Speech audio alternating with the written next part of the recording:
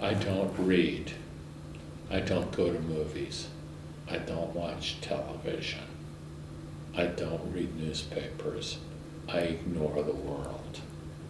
I don't go to restaurants that have television sets. If I'm not with Erica, I spend my nights alone, lying in the dark, thinking.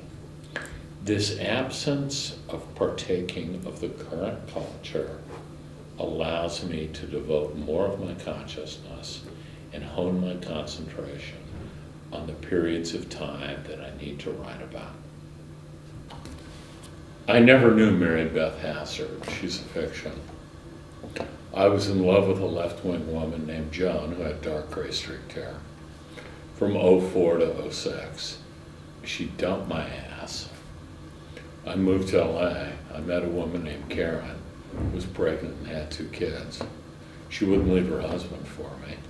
I figured I'd better make some reason out of all of this and put it in the book. So there's a personal story attending the women in this book.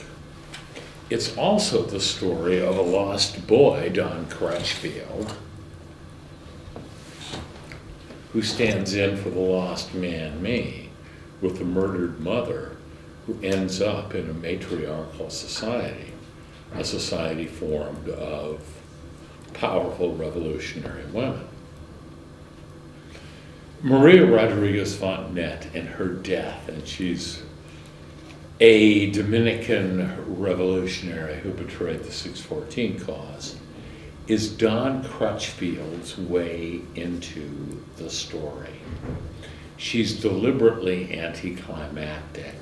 The solution to the crime was right below Crutchfield's nose the whole time. He was complicit in that his voyeurism taught Chick Weiss how to become a voyeur. So in that sense, he is guilty and culpable in this woman's death. So she becomes almost an afterthought as the conspiracies unravel and as Don Crutchfield becomes more and more engrossed in the life of Joan Rosencline.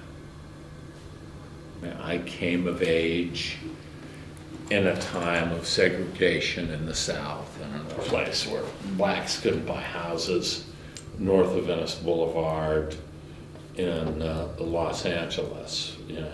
That stated, I think America is getting over the idea of Barack Obama.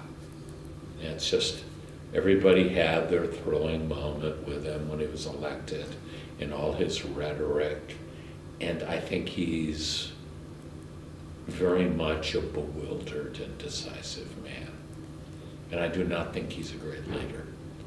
And my guess is he will not become one. My guess on the psychology of the man, and I voted for him, my guess on the psychology of the man is that he is hooked on the idea of complexity and ambiguity, and it impairs him when the most effective American leaders are the ones who rise to great challenges and only know 4 or 5 things, but 3 of them or 4 of them they're correct on, and they take over.